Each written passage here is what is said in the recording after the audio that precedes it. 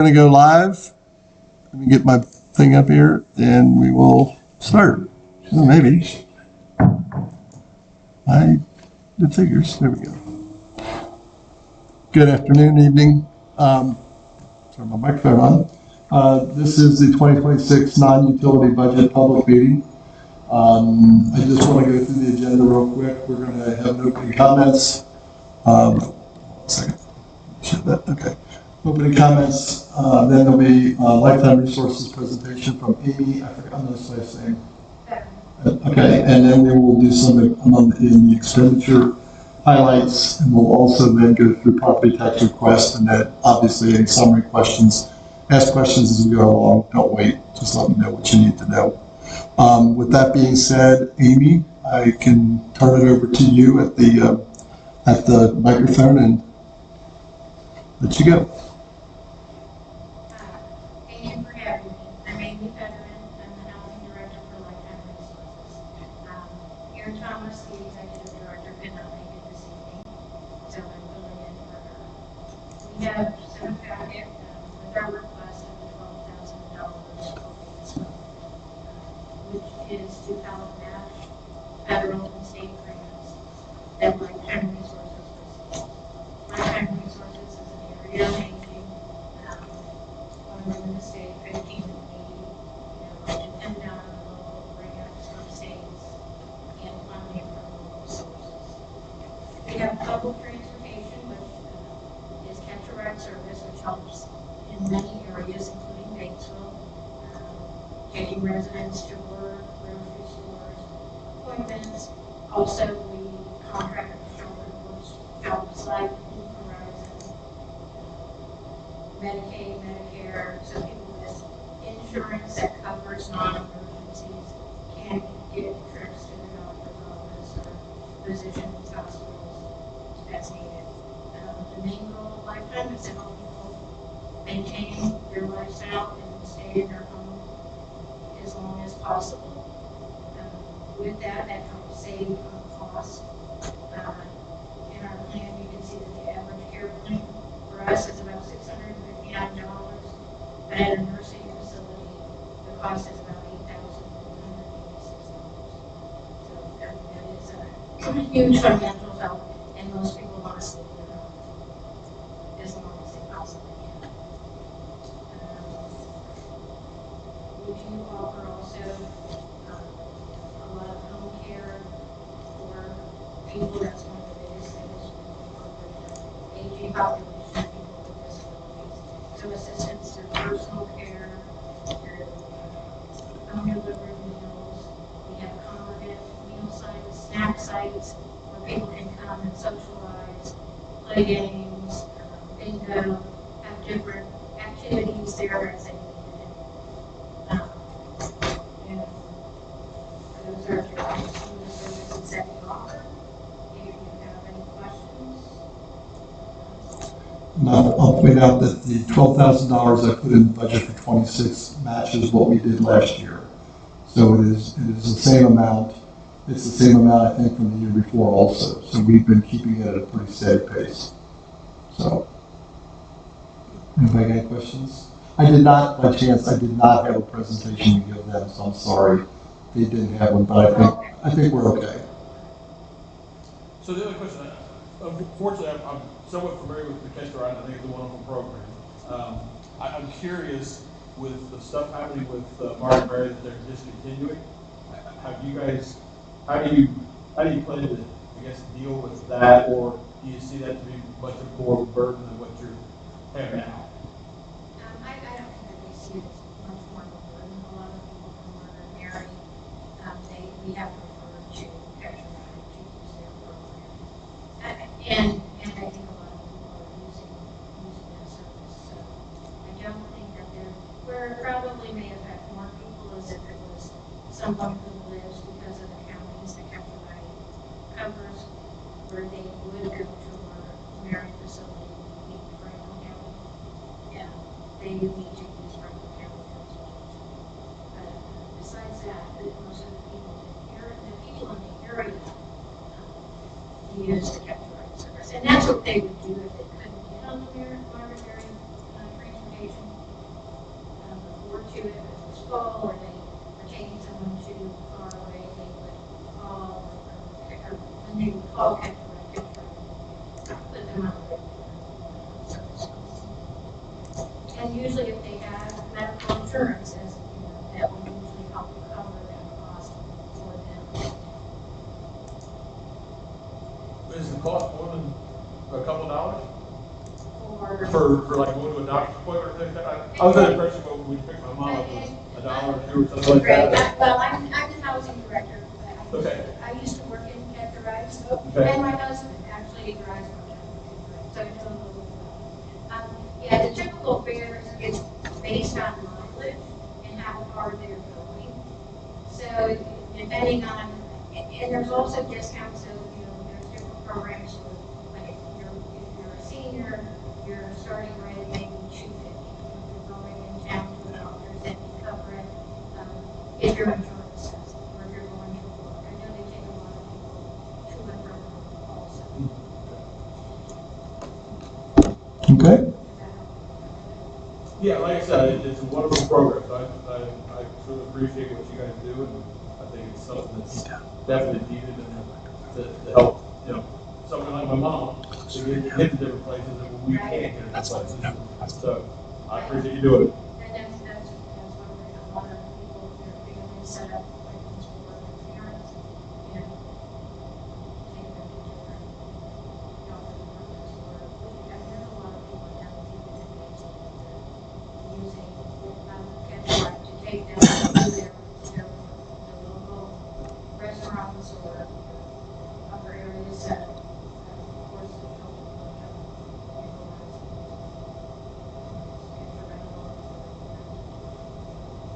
Okay. Thank you very much. Okay, have a good evening. Thank you, you too. Let's see what I got. Okay. Do a little bit more in the opening comments that I didn't do. As I remind everybody every year, you're not really approving, we're not showing one budget. Every fund is a separate budget.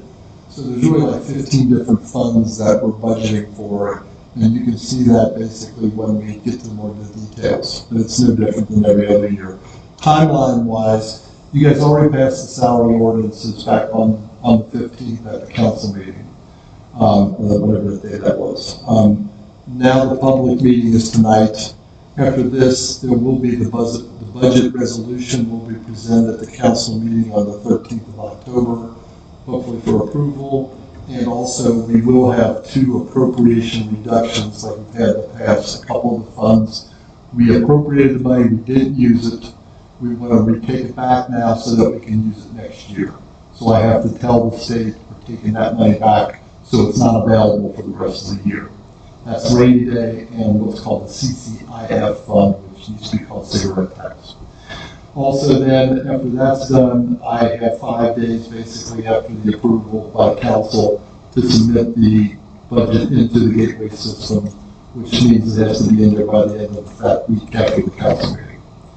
So, that being said, let me go to some of the highlights on the expenditures. Make sure I got the right file. Okay. Overall, just a quick summary, and we can make this meeting, like I said, shorter as long as anybody wants to make it. We can get detail, we can get summary. I'm going to do summary, and then we'll decide how much you want to go into it more. The biggest thing is that we did already approve a 2.5% salary and wage increase. Again, that was to match the cost of living, which we try to do every year, keep competitive. The operating budget for next year is a little over $9 million.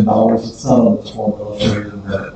And last year it was 9.0. Last year it's 9.2. It's only a 2% increase in the actual operating budget. So we're not even budgeting. We're not even going to hit 2.5% on the overall operating budget. There's some decreases in a couple other pieces. The increase in property tax dollars is much higher than normal. The reason is, in the past years, we did not ask for the maximum levy because we didn't need it. And we wanted to make sure we were only taxing what we wanted to tax. We didn't want to add burden to people just to take the money, so we didn't. Well, it's kind of a good thing because this year we do need it, and now I've got the room to add to it. And the reason I'll explain later why we need this extra money. Overall, it's a 14.5% increase in property tax dollars. Now, that only reflects though in a 1.72% increase in rates. And the reason is because, again, there is something, and I'll go to the next statement for property tax. We're asking for a 14.5% increase in the general MVH and park and rec dollars. In fact, all of that, and I'm going to show you the sheet in a few minutes, it's in your packet. Most of that is all going toward general fund. The general fund was where we do police, fire. Those are by far the biggest departments that come out of that fund. We've had a lot of increases in costs in police and fire over the last so many years. It's continuing on. So therefore, the other two funds that we property taxes go toward are cumulative fire and cumulative capital development funds. But those are only an 8.36% increase because those are based on the net assessed values going up. For example, our net assessed values from last year to this year for both Ripley and Franklin County, overall, we had an 8.36% increase in the appropriation values. That could be from either reevaluations, it can be from growth. If new businesses or new homes are built, that adds to the tax base. And obviously that's good news because the higher that is, the dollars can be spread out more. And that's why the overall property tax rate is going to go from 0.6, this is the city portion only of the taxes, is 0.6810 this year. It would go up to 6.6927 next year. Is that per 100 or per 1,000? That's per 100. Per 100. Yeah. So the increase is only 1.17 cents on the 100. So like I said, it's always good to have growth. The growth basically keeps your tax dollars, your rate down, which hopefully keeps your tax amounts down. In other words, some people worry about, well, if my assessed value went up, or if the assessed values go up 8%, aren't my taxes going to go up 1%? No, not necessarily. Because it's based on the overall total and your percentage, your share of that as a homeowner or a business owner. Let me open up something else that's a little more clear, hopefully. This is that, oops, it's not showing. Why isn't it showing? Well, it's supposed to. There's a sheet that I'll have to show you guys. I'm sorry. This system sometimes does some wacky things. Because that's what's showing on my screen, but it's not showing on that. Let me see if I can get rid of if I get rid of this, maybe it'll go away. No, it'll go away. Well, that's interesting. Okay, we got it. You should find that sheet in your packets. This is a summary, basically, of 25 versus 26 property taxes. In green is the proposal, which is going up. As you'll see, it's going from $462,000 additional dollars I'm requesting in property taxes. And that's 14.52, of which all of it, like I said, I'm putting in the general fund. We do not need more funds for park, rec, and pool. We barely need anything more. We're doing well in they call it MVH, or motor vehicle highway, which is street department, things like that. Those two funds are very well funded, for lack of better terms. But the general fund is starting to show that we're really getting close on needing more money versus what we're bringing in. We're spending more than what we're bringing in. We have a nice cushion, but it's starting to go away. Yeah, question. Sure. You have to follow it into your file.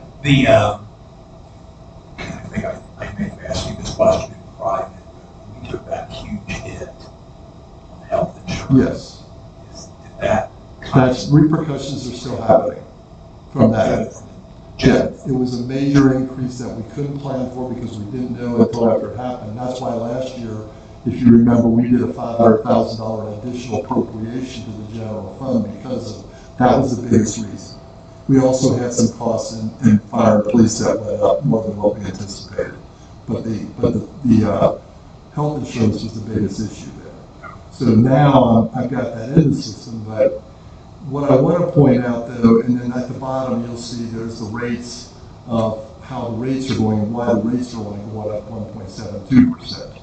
because we're actually showing a decline in the rates for motor vehicle and park because of the additional values.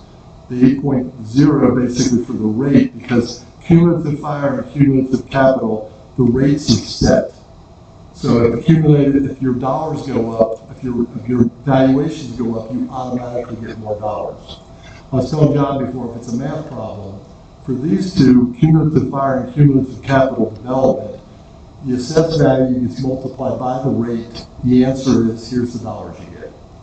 On the other three, it's the opposite. You know the accumulator of values. We ask for so many dollars, then the division of that, or multiplication, whatever you want to call it, the rate is what you calculate then. So that's why there's rate changes on the top three, and there's dollar changes on the bottom two. So again, growth is good. We need growth to help, and it gives us more money. What I want to point out, though, is this number right here. That $462,000, it's great. That's wonderful. We're going to hopefully get more money for what we need. The problem is that last year that number was $307,000. So it's a pretty big increase from last year. And let me pull my notes here real quick. The problem is that this year, you all know what happened at the state legislature and with the governor and the property tax reduction. We got to reduce our property taxes. Well, by doing that, more and more people are estimated now to hit over what they call the circuit breaker, which is a terrible name. Basically, it's the tax cap. You can only be taxed. Your property taxes. If you're an individual homeowner, it's 1% of your valuation. In the past, our area did not have much effect. The tax cap didn't affect us that much. For instance, last year it was this current year, I should say. The estimate was about $49,000 that would affect us. So instead of getting 3-point-something million, we get 49,000 less. Okay. This year, that amount is going to be $335,000 estimated. So while we're getting, and I've got a note here on this. So last year we asked for $308,000. We only got affected by 49, we think, on the cap. Therefore, we netted about $259,000. 26, we're asking for 462, but if that 335 is correct, we're only going to get $127,000 of that. This is the part that's going to hurt cities, not just Batesville, counties and everybody, school districts, everybody. Because more people are going to hit that cap, it's going to cost money, and it's going to take it out. So it's frustrating because we're trying to provide services and do all that stuff. And I think next year is going to be a tough year to keep within budget. And at the end of the year, what do we do for 27? So I'm just this is kind of the flare going up saying, hey, it's going to have an effect on us. And in the past, it didn't as much. Is that something though that we should start planning for by doing a little more now? Like, what do you mean? Well, right now we're going to have maybe a surplus, we're going to be slightly deficit. But we know next year it's going to be way worse. Well, I mean, yeah, we can start. The revenue is not going to be the issue. The thing that's going to have to be affected is do you reduce costs? Well, you're right. You It's reduce costs or very hard to reduce costs. Right. Because what do you take away? Right. And so does it make sense to have a slight increase this year to bookmark? We don't have the ability. We can't increase more than, you guys pick up one of these sheets. We can't levy any tax. Okay. Look at this sheet right here. This is a they call it Form 3. It's the notice to taxpayers.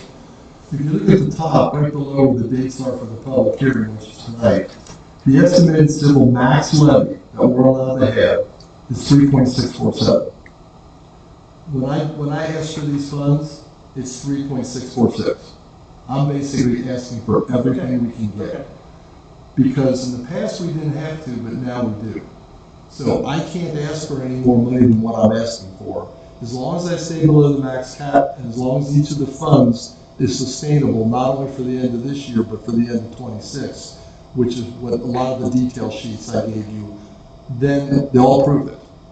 But and this year, I believe it was a 4% increase over last year. If they decide to cut that back, from now on, whatever that increase is, the most we're going to be able to ask for. And so therefore, if our costs continue to be higher than our revenue, we're going to have to do cost cutting. And that's the tough part. Where do you do it? You know, where's the, you know, what are we doing now that's quote considered to be, you know, more, right? It's tough because, you know, we do a lot of, I mean, project-wise, I think we may have to watch the projects. You know, the hey, let's fund this or let's fund that might be, no, we can't afford to fund that anymore. And nobody's going to like that because nobody likes reductions. So at the same time, you know, we want to be competitive still with salaries and benefits. We don't want to, in some cities I've heard, John's heard from his meetings with mayors, they're already talking about not giving raises out. When you start down that slope, you're going to start losing people, you're going to start having problems with, you know, that kind of stuff. We're still okay for 26. We're not going to the negative. But I will say, and I won't be here for this, sorry, next year is going to be probably a year to really look at everything we're spending money on and what can we do? Can we do it better? Can we do it cheaper? Do we not do certain things we're doing now? There's not much room in there, by the way, because there's so many regulations on things you have to do. And, you know, Brian back there can attest to the fact that, you know, fire, we have things that wear out because they tell us they're worn out and we have to replace them. Or, you know, you have to have so many people staffed, you have to have supplies. Supplies wear out. You have to replace those. Costs have gone up. I don't care what anybody says. The tariff stuff is hurting people. It's going to hurt. And we're getting hit with higher costs, higher inflation, and less money coming in. And it's going to be not just Batesville. Batesville is just going to be one of the many places that are going to have to start struggling with what do we do. I mean, so it's not good news, but it's a warning. It's not the end of the world. But it's a warning that, hey, we do have to start watching out all that stuff because I'm hoping that they're being super conservative with how many people are going to hit the cap. I'm hoping that maybe they're scaring us into, and maybe we won't lose $335,000. But it's going to be more than last year, and that kind of stinks because we need money. I mean, that's a lot of money to lose. That's $200,000 to lose that we didn't lose last year. You know, that's a major amount of money for us in our budgeting. So, and if it's happening here, it's going to happen everywhere. That's kind of, I mean, actually, Copperfield's net assessed value, they grew it a ton. But so many of their properties hit the tax caps, they didn't recover any of their growth. Right.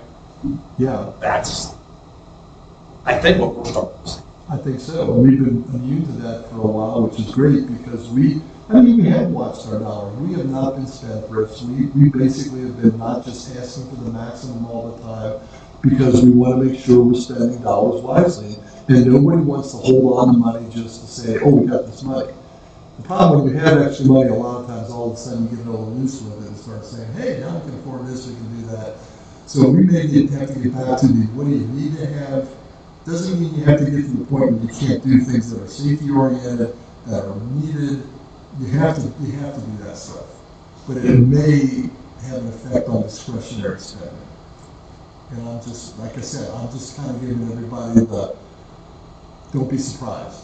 But we won't know until May, when we see the money that comes in, how much did it affect us? We expect so much. You know, I mean, they can't tell us right now if that's true or not. It's just that if you see right below that $3.6 million on that form, it says $335,100. That's filled in by them. I didn't fill that in. That came from the state. So anyway, that's my, I hate to say tale of woe to a point, but that's the summary basically of what the dollars I'm asking for, why it's a percent, but why isn't our rates going up 14%? Because we had an increase in the ISS value. So this is why cities that are growing at a nice pace, either through growth or by, unfortunately, sometimes it is reevaluations, at least it's better than the opposite. If your cities, if you start losing assessed value, you can imagine what that would do to your rates, that you can go up way, much higher. And this, by the way, is the assessed values at the bottom here. As you can see, Ripley County went up 9.64%, but Franklin County only went up 5.2, but net, because we're about 3/4 Ripley and 1/4 Franklin, the net overall effect is at 8.36%. We went from 485 million to 526 million. We had an increase of $40 million in assessed value. And that's why the 8.3% there is the same as that for those two funds because of the set rate. I can go over this. This is my sheet that I like to look at. I use this a lot. This is detailed by fund. When I say the 15 funds, there's your 15 different funds that we put in our budget. And you can see that I have to not only say, hey, where do I think December 31st of 2025 is going to end up? How much budgeted revenue and how much budgeted expenses, and where am I going to end up? This is the number I'm most concerned with. You know, to say we have $685,000 at the end of one year and only $35,000 the next year is scary. So we are going to have to really watch the budgeted expenses for the general fund in the next year. And I wish there was a real easy way to do that, but I think it's going to be tough. As you can see, the other ones, and a lot of these, we're putting in expenses on some of these, especially these capital. I usually budget for the amounts. Like, for example, the rainy day fund, I budget like we're going to spend all there or not. You know, hopefully we don't spend any. But if we need help in the general fund, that's where we may have to take some money from. And that's a slippery slope, obviously, because you only have so much. And that's rainy days one That we're going to take that $400,000, that's down here. I'm going to take that out this year so we don't spend it the rest of this year. That makes it available for next year. If I don't do this, I got zero for next year. And so, and the same with the CCI, if I could take $100,000 out and bring it back next year. Like I said, I'm not trying to be doom and gloom, but I am throwing up the yellow flag to a point. So I'm curious, Paul, the rainy days, the balance in July was 757,000, and your estimates could be 407. Yeah. What are those expenses that we're having? Okay. That are, I can tell you the $350,000, the reason we had to spend that is because of the trail that's going out to the north side. I'll give you a quick update. What happened is when they started that process, it was back in 18 or 19, and they estimated it was going to be about a $16.6 million construction project, of which we're responsible for $320,000 or 20%. Unfortunately, all those years and the inflation and all the stuff that happened, and it got pushed back 2 years or more, now that estimate was $2.8 million. And oh, by the way, we're responsible for 20% still. And we're like, well, where are we going to come up with this extra amount of money that we didn't plan on?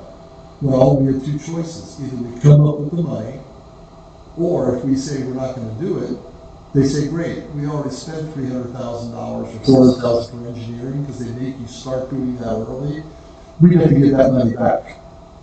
So it costs us $500,000 to complete the project with our money, or it would have cost us $350,000 to stop the project and have nothing.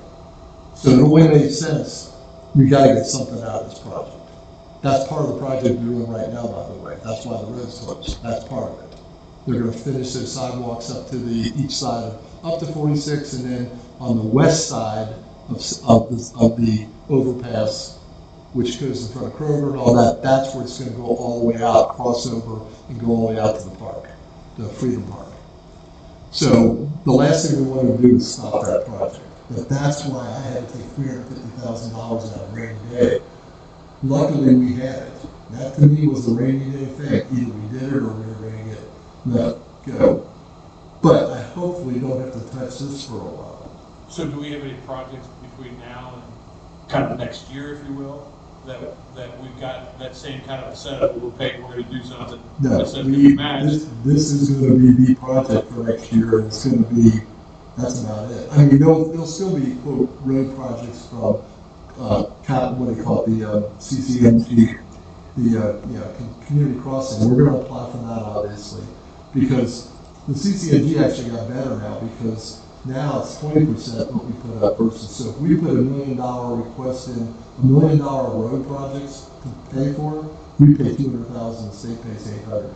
We'll continue to add, and we've got that in our budget for part of the MVH. That's where some of this 1.39, at least 200,000 is available for that.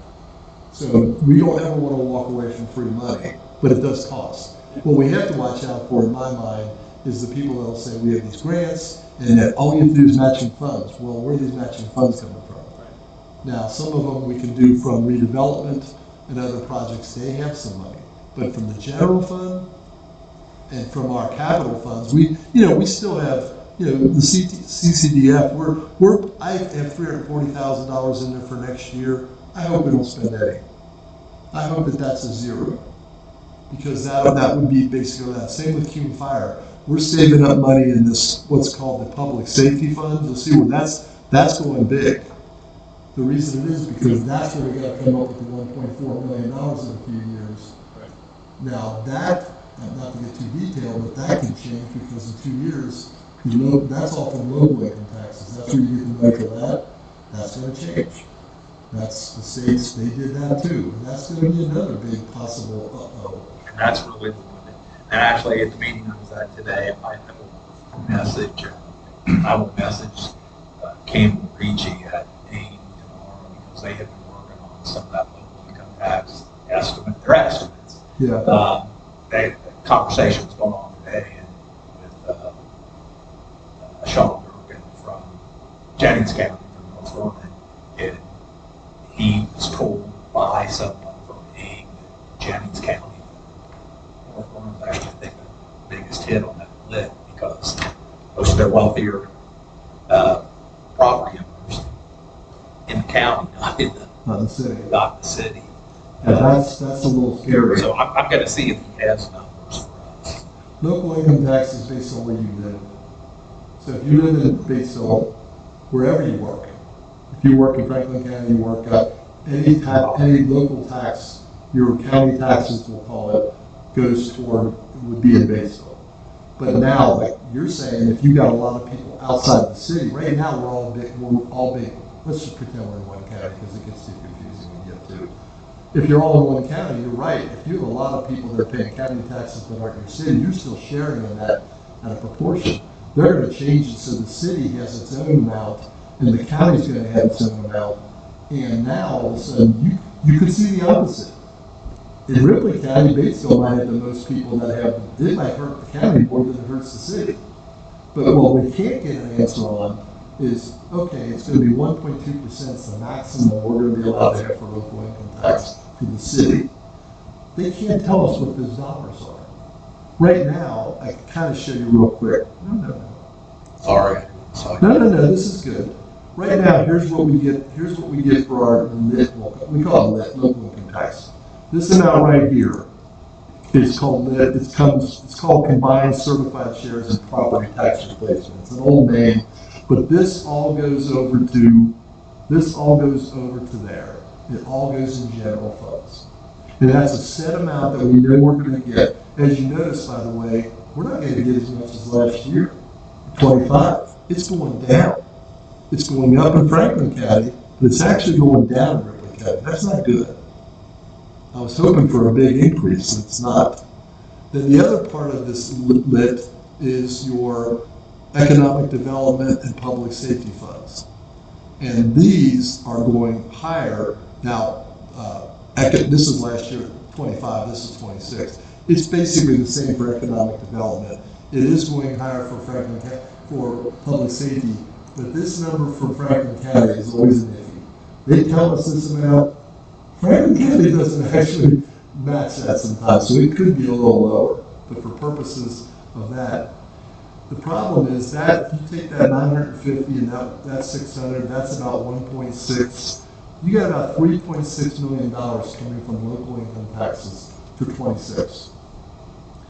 So the question is, if they max us out at 1.2%, what's that amount going to be? Is it going to be 3.6? Is it going to be 3.0? Is it going to be 3.9?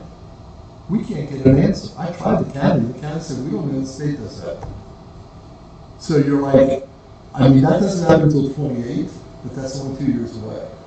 So 2 years from now, doing the 28 budget, it could be, if nothing changes in the legislature, and maybe with a little luck, everybody takes a breath and looks at this and says, what'd you guys do? You know, I mean, Personally, I'll editorialize a little bit. I wish they would have waited. I wish they would have done a better study of the property taxes and all that. Where this, to us, at least my feeling is, they may be lowering property taxes, but all they're gonna do is increase your local income taxes. And then the question is, is it gonna be fairly divided, or is it gonna be unfairly? And what are these cities and counties gonna do? Because it's gonna come out, it's not gonna come out of one pocket, it's gonna come out of the other. Are you really gonna see a tax decrease overall? No. But the state can say, hey, we did our job. I know this is being streamed, so Governor watching. I'm sure Governor Brown's watching.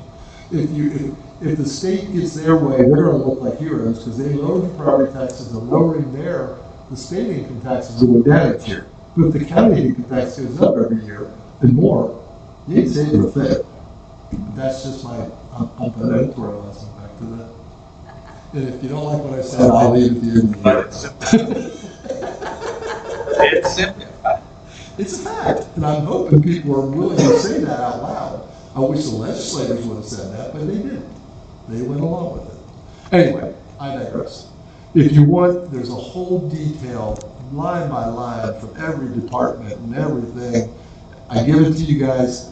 I'd rather have you tell me, hey, I'm seeing this on the side, can you explain why something, instead of going through line by line right now. And like I said, this is my estimate for 26 revenue. This is my estimate of what's going to happen for the rest of 25. All those numbers go into this. And this is what I'll use to say, these are the ones that match what I'm going to put in Gateway to make sure that each fund has to be a positive and you can't spend more. And the reason that it's important what we budget, because I can't, these are all appropriated. These are not appropriated. These are basically what we call home rule funds. We budget them, but we've got leeway. But the ones up here, we can't spend more than this amount without asking for an additional appropriation. Or in the end of the year by taking money and reducing it. Council has to, you guys have to approve this. You're basically saying when you approve the budget overall, you're saying, hey, you can't spend more than 9.435750 for these funds. And fund by fund, it's individual. I can't spend more than that much for that one. We can't spend more than that. It's not, you can't spend more than the total. It has to be by fund. So, and that's fair, because that way we're saying this is what we need. If you need more, then the city needs to go back to council and ask for more. So when you approve a budget, you're really approving all these different budgets. Like I said, I'm putting in a lot of money for TIF, for example, to spend. Whether we will or not, I don't know. This is a lot of, saying, if it's left over, you don't lose the money. That's the important thing. There was a whole problem that some people thought, well, if you don't spend the money, do you lose it? Never. If I don't spend all this, if this doesn't all get spent, it just makes this value bigger.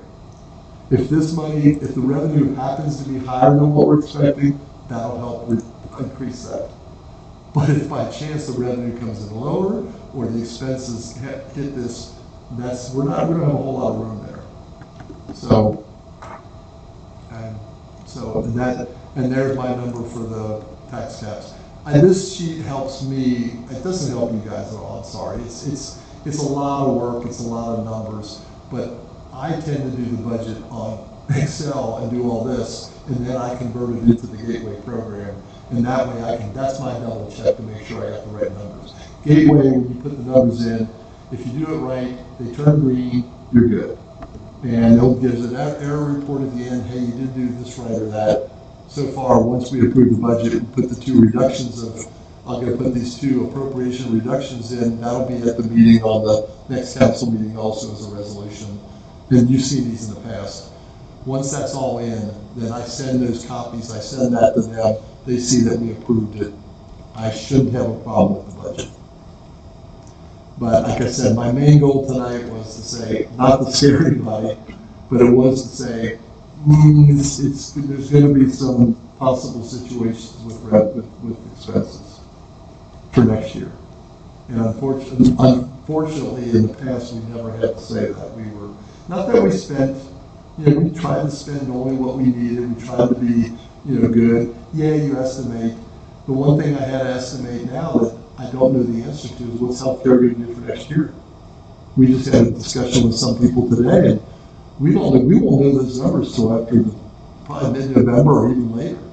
So this budget is already set and done before I even know that. I think I threw in about a 10% increase line by line. Is that enough? They're talking 15 maybe. You know, it's frustrating because you don't know. How'd you like the budget something when you have no idea what the answer's going to be? Yeah, spin the wheel. Unfortunately, with health insurance, because of the way health insurance works in this country, Yeah. January 1 is always, everything's based on the January 1 effective date. Yeah. And so the brokers, when they're going to market, we have this conversation, the carriers don't like it if they would go in July and say, hey, we need to do a proposal on what City of Batesville's rate will be at January 1st. They want to do that. They give them a current, they'll give them a current rate. And then I think the way I understood them today, that they talked about one community, they went in and did that. And then they went in and did another one in October to give them a kind of an idea on the budget. Obviously between July and October, it went up. It's just the way our healthcare system is, our health insurance system is, really does not. It doesn't. It doesn't help with when you're trying to budget. Personally, even, I mean, it's that way too. I mean, you don't know what companies usually don't tell you what they're doing as far as your rates and stuff till pretty late in the year. Yeah. Because they don't know. You know, I can't, you know, we may have to raise the amount of deductible. We may have to raise the cost of the employee. That's something we'll all sit down and go through before January 1st. The problem with that is, and we talked about it today too, the savings you get from doing that is kind of minuscule compared to what United Healthcare can hit us with. If every percent, give you an example, I think I got 24 numbers, I don't have 25 yet.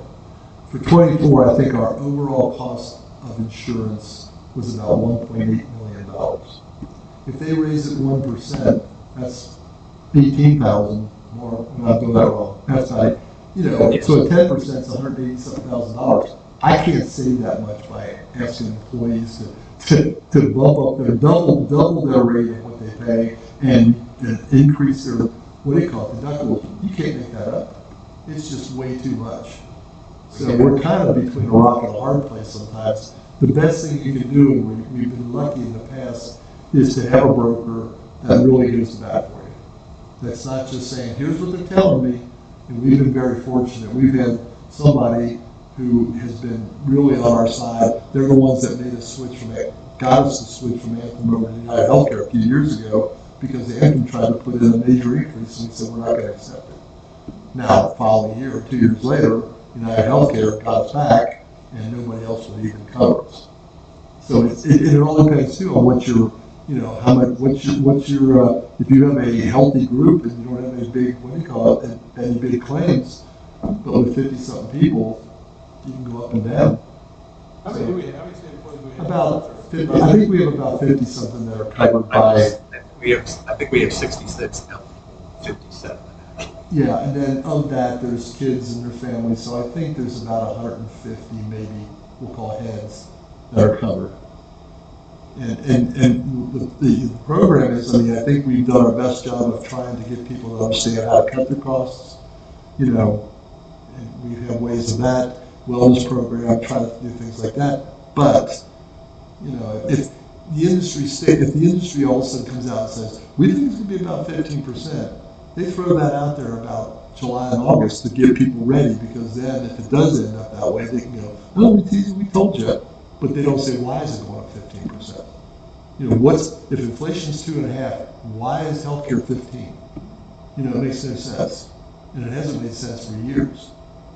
And I don't want to editorialize again, so I won't say more. Kind of the same way with education. It is. College education. Yeah, well, they find out though that in college education, some of the colleges now are losing people. And all of a sudden it's like, oh, I guess we can't raise our tuition every year like we want to. Or give scholarships out to everybody except for, you know, I think I really wish, not to be too, I really wish there was a way we could figure out a better way to do healthcare in this country. I think the time has come. I think everybody worries about, quote, social medicine, so, but guess what happens when you turn 65? Or you turn 70 and you finally get on Medicare? You get on Medicare. It's a social program, but it works. It does work. And companies like United Healthcare and Anthem and all that do get involved because they do supplemental, they do all that stuff.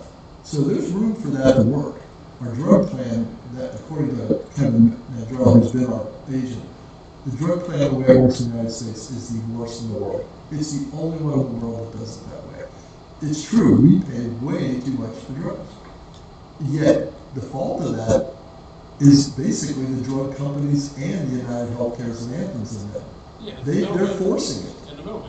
Yeah. Pharmacy benefit. Pharmacy benefit, PPR, yeah. Yeah, why is there a GoodRx card? They're making money even charging that a little bit. So what are the big companies making with kickbacks back? It makes no sense at all. And then they advertise. It's like, I used to say, don't ever get a drug that's being advertised. You know it's going to cost a fortune. I can, like I said, I can go any questions. Anybody, I mean, has it been explained well enough, do you think? Is there anything else? Do take the packet home. Please look at it detailed. Call me if you have any questions or concerns. I'd be glad to explain one-on-one. And anything before the October 13th, I think it's the 13th meeting. But on the 13th, hopefully we can approve this and get it done. If we don't approve it, I gotta have a special meeting because it's gotta be in by November 1st. So I'm hoping that my understanding, everybody understands that we can keep the discussion down. Like I said, I don't want to be doom and gloom, but I do want to be cautiously optimistic. I'll call it, instead of the red flag, I'll call it the yellow flag coming up. And there could be some tough decisions next year on expenses. And then next year at this time, the budget for 27, it's going to be interesting. Maybe I'll come to the meeting. As things stand right now, it would be that 2027 year when Chad. Yeah, that's. And it can be any number between 0 and 2% the way the legislation's written right now. Yeah, see, right now, the way it is that this is a set number that goes to general. This is a set amount that has to go to lit for economic development and public safety. The new rule, the one good thing about it maybe is, as council, number one, you get to decide the percentage, which probably would be 1.2% to get the max. But the other thing is, you can decide how much of each of these three funds, what they get.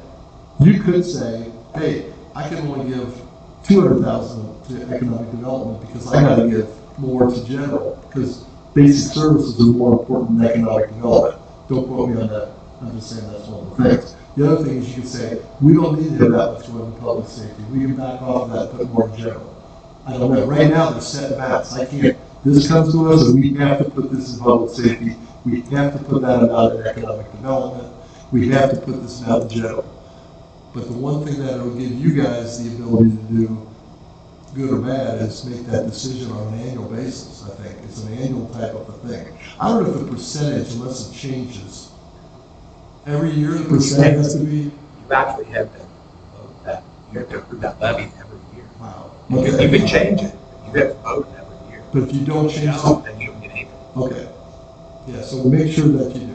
That's a conversation that we kind of had today, you know. Yeah. If you bond a project, who's going to bond your project?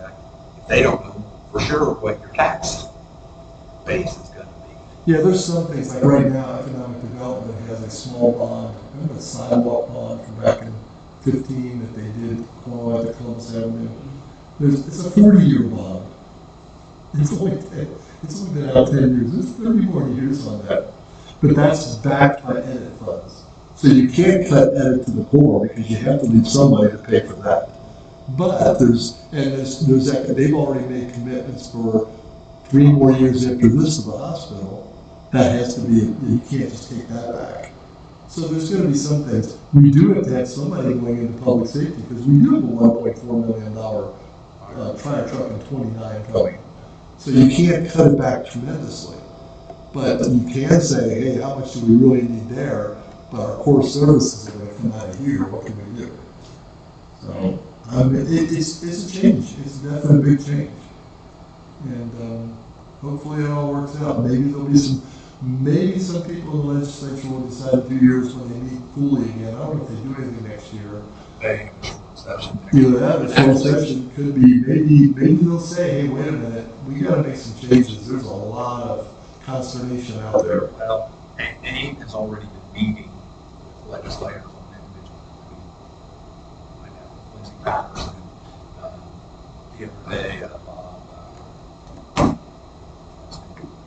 Mayor Bob from Madison, he met with Allison,